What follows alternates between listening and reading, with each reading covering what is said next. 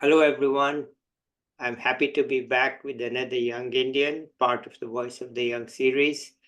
Right now, we have with us Shayoni Shen. Of course, I don't know how to pronounce her name in Bengali, but I hope she'll forgive me for that. Anyhow, let's listen to her. Over to you. Thank you, Professor Mathur. Thank you for inviting me to Voice of the Young.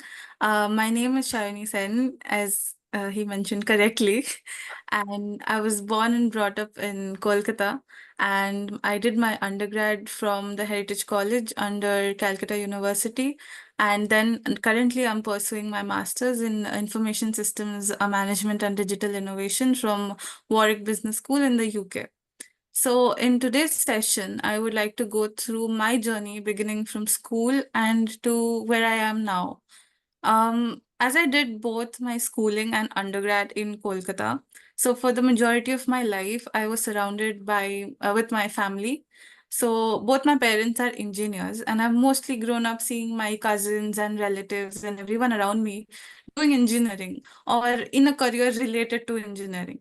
Despite all of this, my parents and my grandmother, they always encouraged me to follow my liking, and they always trusted me in what I want to pursue. They never like forced me like, oh, you have to do engineering or you have to take up science. They never forced me to do any of that. So I had that kind of a freedom to pursue what I like. So I was in CBSE board all throughout my school. And in eighth standard or eighth grade, I remember having social science as a subject, or it was introduced for the first time as a, like for the first time. And it included subjects like history, civics, political science, geography, and it also had economics. Now, in economics, we mostly had very basic information on everything. Like we had topics like money, how central bank regulates money in the economy, how the monetary policies affect. So those are very basic details we had in like eighth grade. But sooner in 2016, I remember India witnessed the demonetization of currency notes. Yeah, and then uh, I was only like 14 years old at that time, so I had no idea on what like how it was happening, what was the impact of it. I did not think very deeply on it, but when I researched on it a little more, I realized that it was not just the act of like demonetization, like some of the currency notes. It had more impact on the economy as a whole. So I realized that it was like a government's initiative to like curb black money or to like push the economy towards a cashless economy or even like integrate the formal and informal sectors of the economy as a whole. And not only this, it also had like other effects on the economy. Like there were cash shortages, there was stock market fluctuations, and there were impacts on the industrial output and employment as well.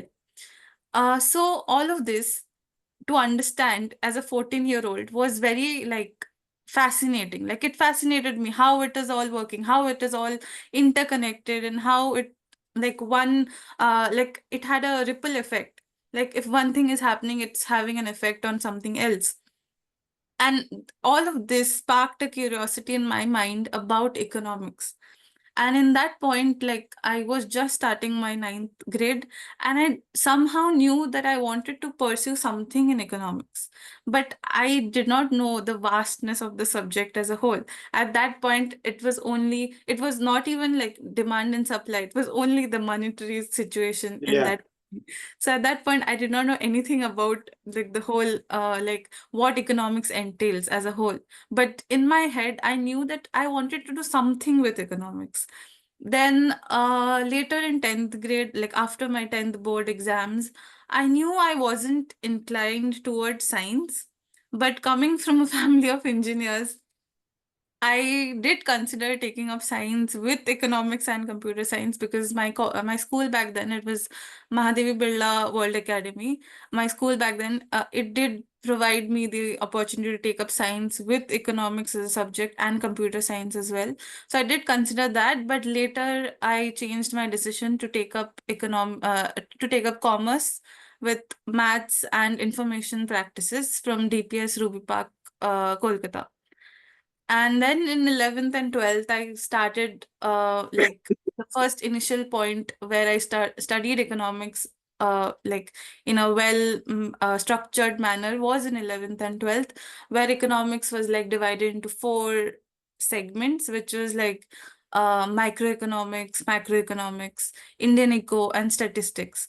So we had all these four parts as a part of the subject. So in microeconomics, obviously, I started learning the basic intricacies of like how individual choices determine like concepts like demand supply, then market structure, then consumer behavior, and also production costs in general. Um, then I appreciated how I remember like our teacher back then, she always mentioned about how like individual choices or how everyday things around us is related to economics. And that really intrigued me in learning more and more about economics, because if something like as a student, if I can relate something with the outside world and with the everyday things in life, you are more interested in like to know more about the subject as well. Like if you can relate some concept with a real world application, then it automatically makes you more interested in knowing it, because you know that that is happening in the world. So this also knowing that, oh, this theory is applied in this real world application, so you are like in general more interested to know more about it. And then microeconomics helped me learn that, and then macroeconomics dealt with like the overall economy in general, like national income, economic growth, and also like inflation and all of those areas. So everything was again interconnected, and the impact of the macroeconomic policies on everyday life, it also captured my interest. And then coming to Indian eco, I learned more about the Indian economy, like what economic decisions were taken post independence. I learned about the 5-year plan, and also about like economic reforms like liberalization, privatization, globalization, like the LPG reforms. And then I knew that like all of these learnings accumulated together, I did end up pursuing a BSc Economics honors from Calcutta University.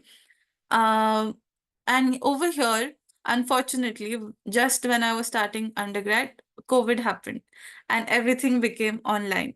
Like whatever expectations I had that, okay, after school, I'll start college in person, I'll meet new people, I'll interact with professors, I'll interact with like people from different backgrounds, and then also like go to college like physically, but that did not happen obviously because everything was conducted online, classes were online, exams were online, everything was online.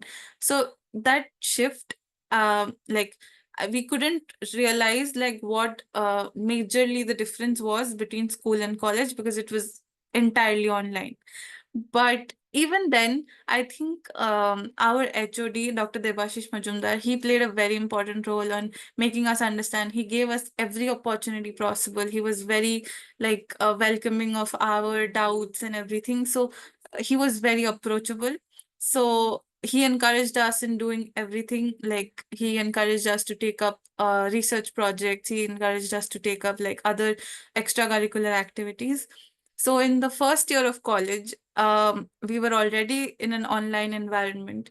He asked us that why not write a research paper? And at that point, we did not know how to write a research paper and like what to expect out of it, how to structure it, what to do with it. We had no idea on how to go about it. Like we had no idea what a literature review is. We had no idea on how to cite references. But then at the end of the day, we did figure out how to do all of that. And we did conduct, like we wrote a research paper on NEP 2020, which is the New Education Policy 2020. And in that paper, since we were already fresh out of school, we could like highlight the differences between the old education policy and the new education policy. We also stated in that paper that what the differences were. Like in the new education policy, they eliminated like the rigid subject structures, and they also like restructured the schooling system with different exit points and everything. So we did an analysis with indicators like literacy rates, ratios, gender parity, and then internet accessibility in like rural areas to assess the effectiveness of the policy in general. So this was our first paper and the first like segment where we delved into like how like we did our own research, so we had more idea on what economics entails in general. And in that stage we were like, okay, this is a very basic paper because we have no idea, it's in our first semester of college, so we had very basic idea even then. But we did end up securing a third position in a paper presentation competition soon, like after some time. And in that competition boosted our confidence obviously in taking up more research projects later. Then in the second year of lockdown, I think in my second year when the lockdown was at its peak, people I saw different people on the internet starting to do different things, right? Like there was a whole wave of people starting different things and doing different things on the internet, and they were showing it on the internet, right? At that point, it hit me that only this education will lead me nowhere, and I needed something else on my plate to like develop myself and also my career.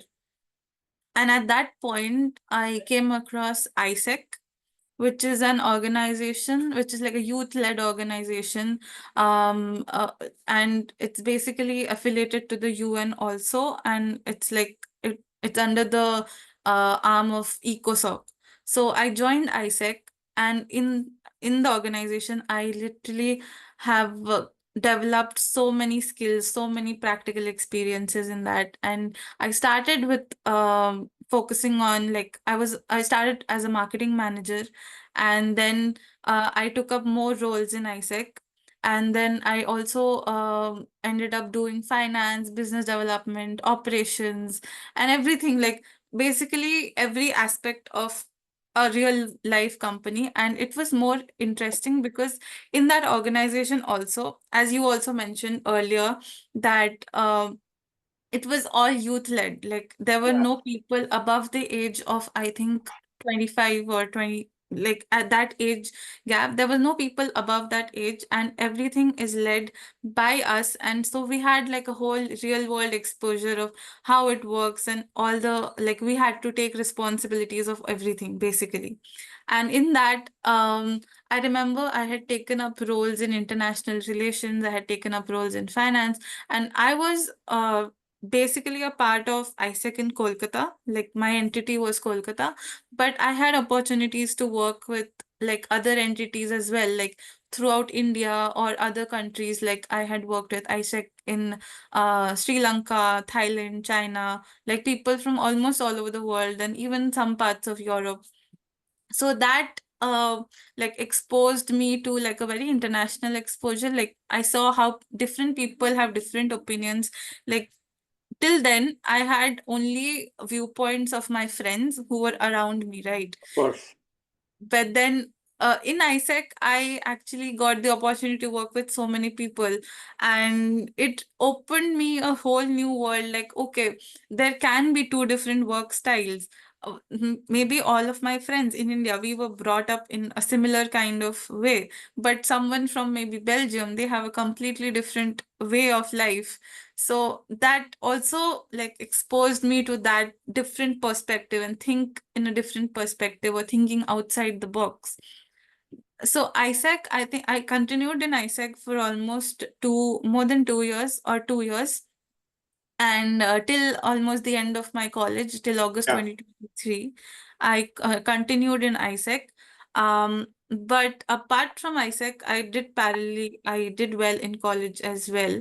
And in the third year of my college, I had the opportunity to work on two projects with CESC Limited, which is Calcutta Electric Supply Corporation. yeah, One of the project dealt with like how COVID-19 impacted the electric supply and also coal shortage in India.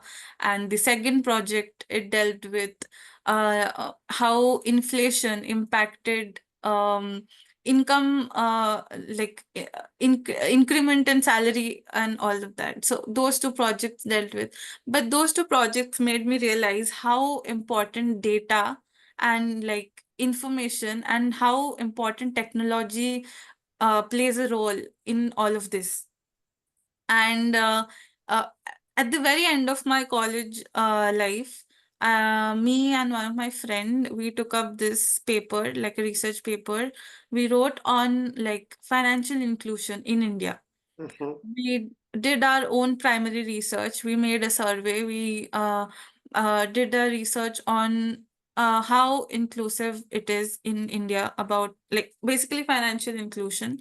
And we noted that um, while a majority part of India, we are using digital payments and digital systems to pay, like UPI is very common now, and it has become widespread, but there remains a significant digital divide where people don't even have bank accounts, Yeah. where people don't even have access to a bank, in fact. So, particularly in rural areas where access to technology and financial literacy is very limited.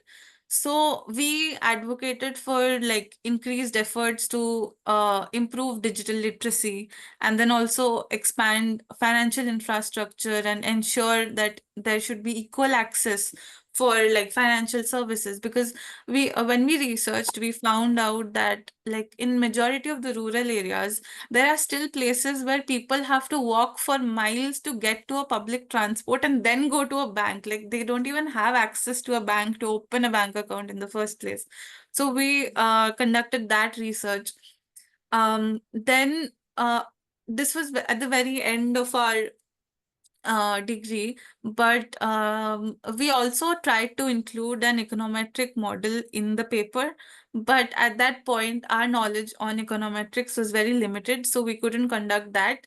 And we haven't finished like doing that part of the paper, but hopefully we'll soon do that because Mhm. we're in different places now. But then pursuing all of this and like doing all these extra projects in general, it provided me with a strong analytical foundation and also like a deep understanding of economic principles as well. So these things basically help me to realize how the importance of like digital tools is very important in like business decisions. At least in today's age, it's very important like we understand how digital tools are used and how the impact of AI and like everything is affecting small business areas as well. All of this kind of made me think of pursuing masters as well. So in masters, initially I was considering something in like finance and economics, but then I realized that um, I like observing global trends. I recognized that like digital innovation, how it is shaping the future of the economy as well. Like the increasing reliance on big data, AI, machine learning, um, how all of this is affecting policy making, and also like how there's an increase in demand for professionals who can bridge the gap between like economic theory and also like technological adaptation.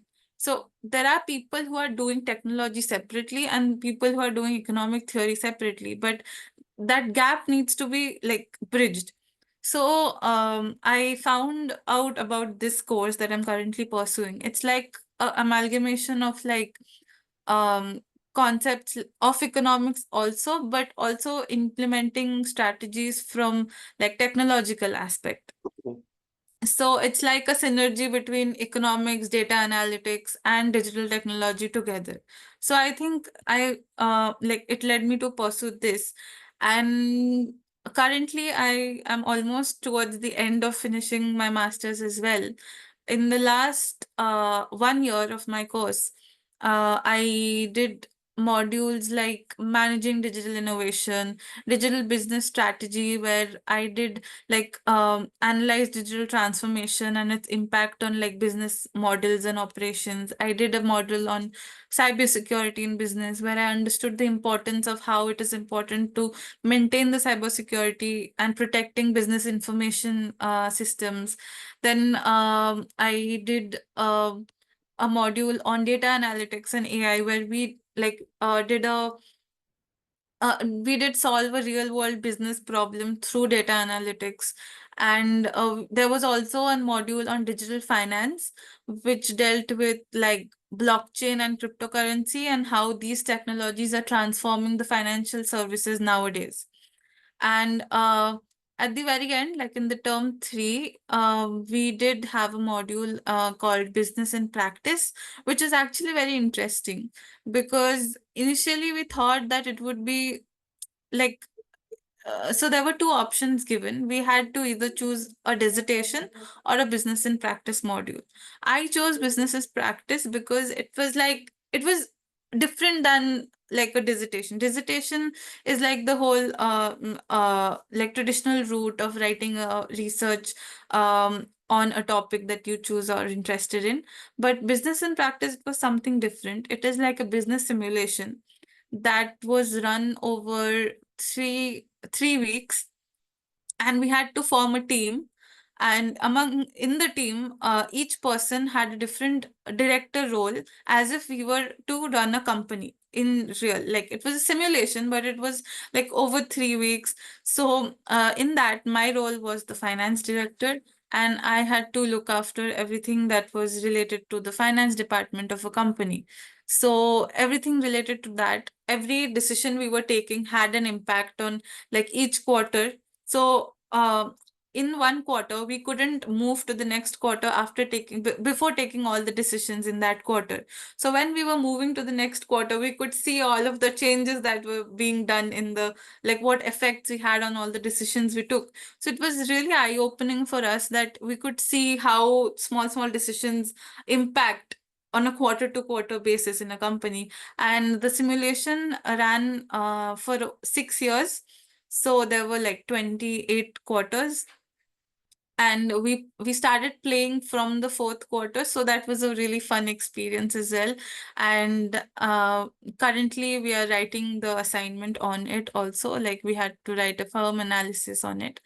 So that was my master's course as well. Um, yeah, I think that was my journey from school to master's till now. If you have any questions, please ask. I think the question will be, why did you go for masters outside India? Yeah.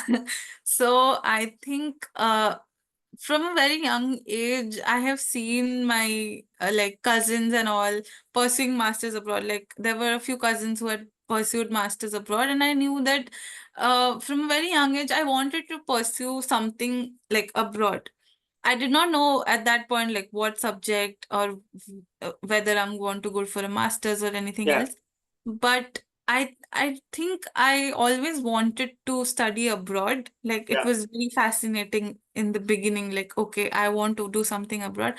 And I think I started researching on it also from a very long time. Like I remember even in first year of undergrad, I was researching on unis and what courses to go for, even yeah. in the first year. So that really helped me to like have a overall understanding of what I wanted to do and which place I wanted to go for. Um, so it was like it happened very gradually. So it wasn't a very like sudden decision of me moving here. But yeah, I would say that like I researched a lot on universities and like courses, and that led me to this decision. I didn't have to think very much about it because it was in my head for a very long time, and I did Yeah. small research gradually, as I said. So it wasn't a very sudden decision. And how tough was it to get into the place you got into? So Warwick Business School is one of the like it's among the Russell Group universities. And initially, while applying to these universities, I was very overwhelmed with the whole application process because I have given entrance exams in India also for masters. Like, but the whole application process is very overwhelming, like any place abroad. So you have to start with writing an SOP. You have to go through the whole process of application, and it was all very overwhelming. But I think with perseverance, you can do anything, I believe. And that led me here. And it was difficult, obviously, because you have to wait a long time to get the responses back from the universities as well. And that's a very daunting process. So I think you have to just like you have to persevere through everything and you will end up where you are. Okay. All right. So you're almost at the end of your master's, right? Yeah. So what's your plan now? Currently I am looking for jobs, like I am applying to jobs and I'm looking for internships also. Like currently I am almost I think I'm going to start an internship soon. And for now I'm just applying for jobs and see what the future holds for me. Okay. So it's not a matter of what you want, but what you can get really. How's the job scene in UK these days?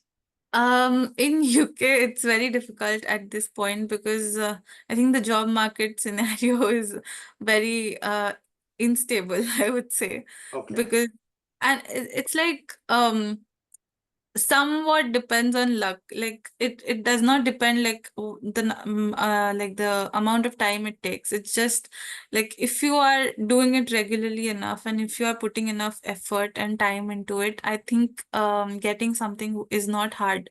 But um I think there's a lot of information on the internet about it, that oh, there are no jobs in the UK, or oh, there's nothing in the UK. People are not getting jobs. International students are not getting jobs.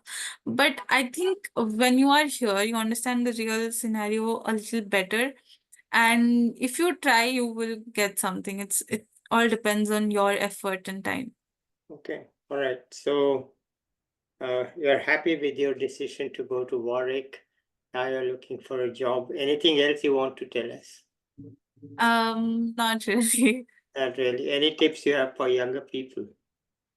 For younger people, if like in undergrad, if I had to suggest something to them, it would be like research your own thing. I see nowadays a lot of people are going to consultancies for like asking them like what universities to go to. But I would suggest them that do your own research because you would know best like what you want to do. Don't depend on anyone else to tell you which course to do or which university to go through, because everything is there on their website. There's nothing extra that those consultancies will give you. I mean, obviously, you can go to a consultancy, but at least do your initial research first and start doing this research early, because then at the end of it, you will not be very overwhelmed with all the information and all the courses. Because here in the UK or even other countries, they have like a lot of courses to choose from. Like, I would suggest them to look at each thing in detail and then like take their own decision and start doing it early on and not cram everything in the last year of undergrad. So That are you the only one from your batch of students at the college in Kolkata, Heritage College, to go abroad, or is it a common thing? in my batch, I think there were a few students who were applying abroad. I think two people who I know of have are pursuing their masters abroad. One of my friends, she is in France right now, and another is in someplace else, I think in Germany or something. Mm. So I think it's not like very common. I mean, it's not like 90% people are going abroad, No. but yeah, but it's like, I mean, I had peers to look up to, and like I had seniors to look up to during this whole process. So I wouldn't say that I was the first one to do it. But so it's not rare. It's Yeah, there's enough people, yeah, and then you said your cousins and all have also yeah, gone. So okay, so it's nothing unusual at all. yeah. Okay, So I think since I had so many people around me who were going through the same like stage as I am right now, so that's why I think like initially when I moved here, people told me like, oh, you'll go to a new place abroad all alone. It would be very daunting. But since I had so many people, I knew about their experiences, so it wasn't very difficult to like be comfortable here. Like I was comfortable from the very beginning. Yeah, small things I had to get used to, like doing everything on my own and living all my life at home with my yeah, parents and everything. It was a little shift from that, obviously. It is different from that, but I wouldn't say I wasn't mentally prepared. I was, I think, mentally prepared to do that. So I wouldn't say that it was like a very sudden shift and I had a very difficult time in coping up with it. But yeah, I think I was well mentally prepared enough to like all right. Okay, go good. through that change. Anything else you want to tell us? No. No? Okay, I'd then like to let's end thank it you. here today. Yeah. I'll be back with another young person or an expert soon. Till then, bye everybody.